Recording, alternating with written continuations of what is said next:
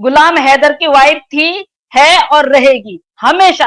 नाम के पीछे हमेशा हैदर लगेगा मरते दम तक। तुझे पता है कि मैं तेरे खिलाफ इतना बोलती हूँ ना, तो बेगैरत औरत है सच में ही। तेरे को तो इतने लानतें भेजती हैं, तेरे को तब भी शर्म नहीं आ रही है। तेरे को कल जब इतने सारे कमेंट आ रहे थे, तो तू वो कमेंट क्यों नहीं पढ़ रही थी जो तेरे खिलाफ आ रहे थे?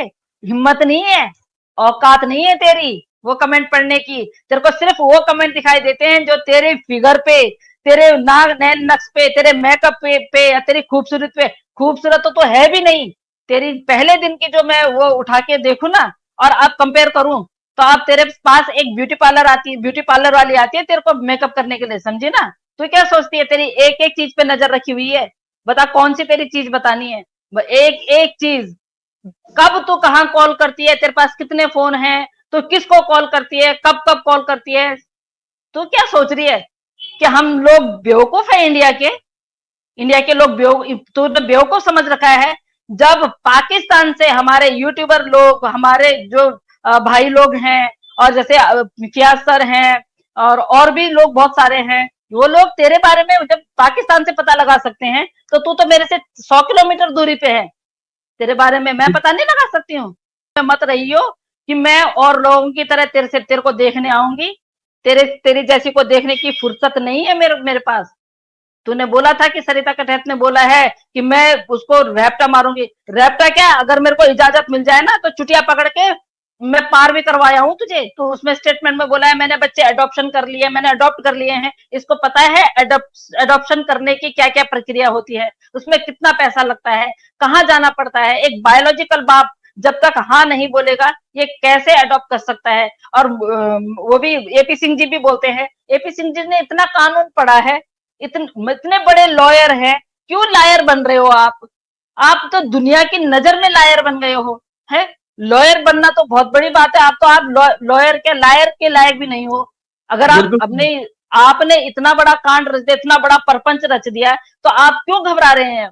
आप आके अभी भी बोलिए ना। आपने जब बोला कि भाई सचिन सीमा मीना बोलो इसको, हम लोगों ने ऑब्जेक्शन उठाया कि इनकी शादी का वो दिखाइए, आपके पास कोई प्रूफ नहीं था। आपने एप्लीकेशन डाला, फिर आपने एप्लीकेशन डाला कि इनका लिविंग रिलेशनशिप का एप्लीकेशन डाला, वो भी रिजेक्ट हो गया।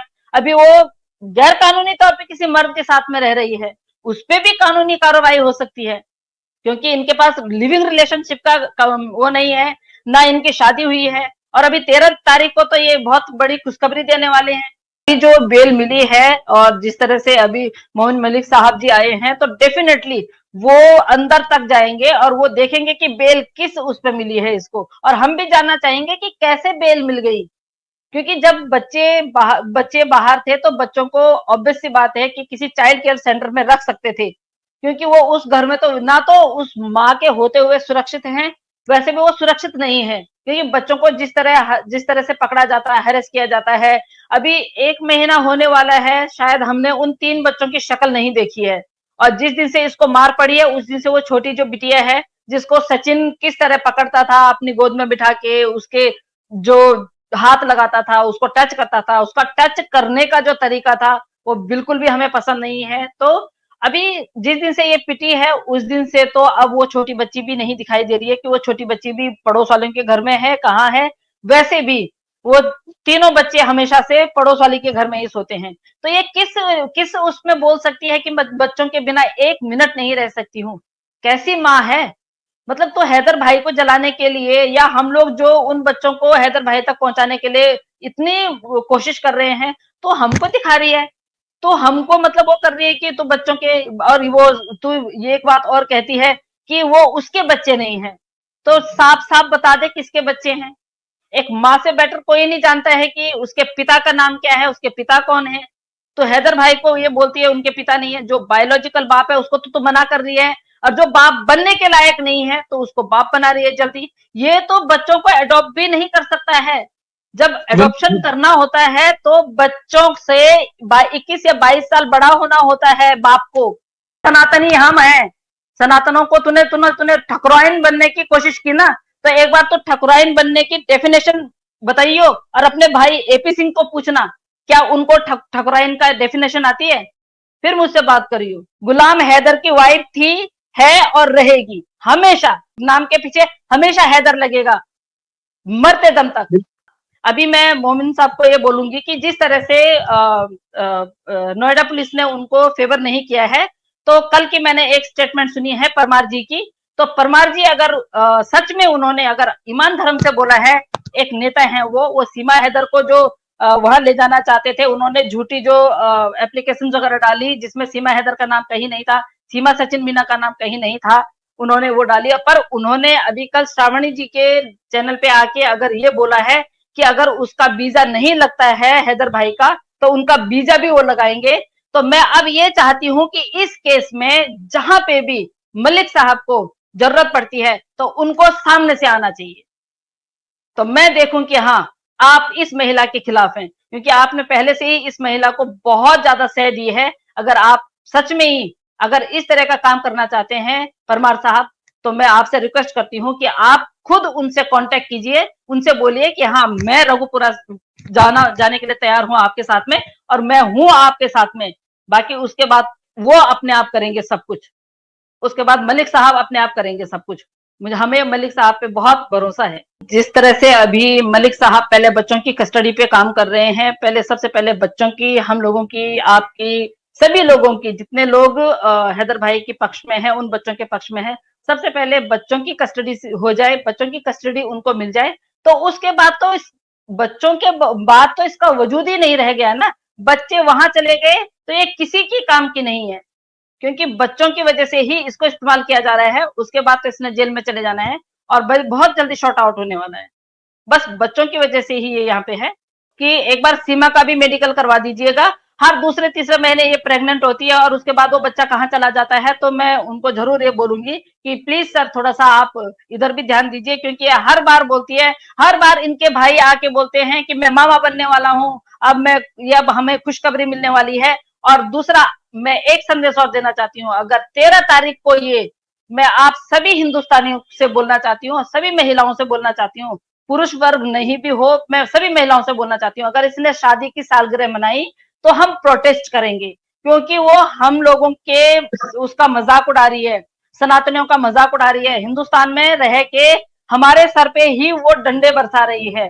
तो अगर ये इस तरह का कोई कांड होता है तो बिल्कुल प्रोटेस्ट करेंगे। अगर हम जमीनी स्तर पे नहीं जा सकते हैं तो हम सोशल मीडिया के द्वारा इसका जीना हराम कर देंगे, और बिल्कुल भी ये जो गैर कानूनी इसके साथ में रह रही है इसके खिलाफ हम आवाज उठाएंगे। और सभी से निवेदन है कि सभी ये प्रोटेस्ट करें। इमीडिएट नहीं आए हैं और ये इमीडिएट इनका वकील नहीं बने हैं, ये पिछले 4 सालों से एक दूसरे से रास्ते में थे। जिस तरह से उनके इतने स्टेटमेंट आते हैं कि सीमा हैदर पिटती रहती थी, सीमा हैदर को 4 साल से वो भाई सोशल मीडिया पे पीटते रहते थे भैया, वो तो अब यही है ना, क्योंकि वो 4 साल से सऊदी में थे। अब वो फिजिकली आके पीट तो सकते नहीं थे, उनके पास कोई ऐसी टेक्निक थी कि वो वहां से पीटते थे इसको, जो भी है वटेवर वहां का जो भी है।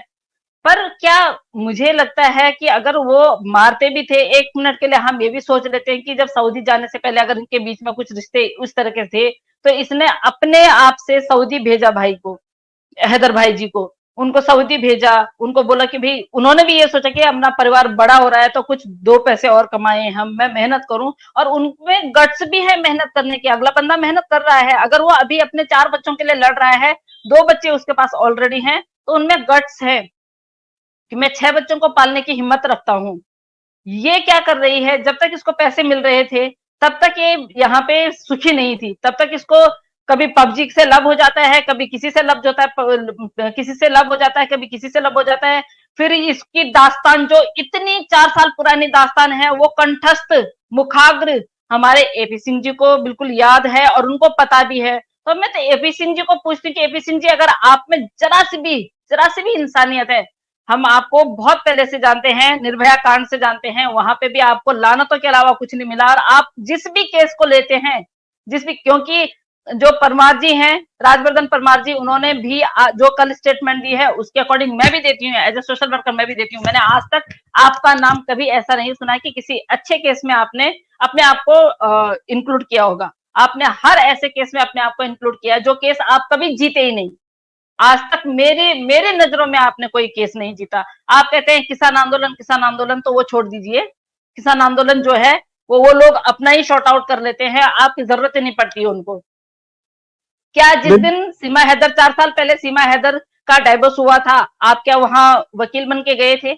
4 साल तक अगर हैदर भाई ने कमा के उनको नहीं दिया था, तो क्या आप उनकी फैमिली को पालते थे? उन 4 बच्चों के गार्डियन आप थे, और आप अगर उनके गार्डियन थे तो किस बिहाफ पे थे, आपको ये भी बताना पड़ेगा। क्योंकि जब सारी पूछताछ होगी तो 4 साल पहले का आप ब्यौरा दे रहे हैं, 4 साल पहले की आपको फिर सारे सबूत भी देने पड़ेंगे।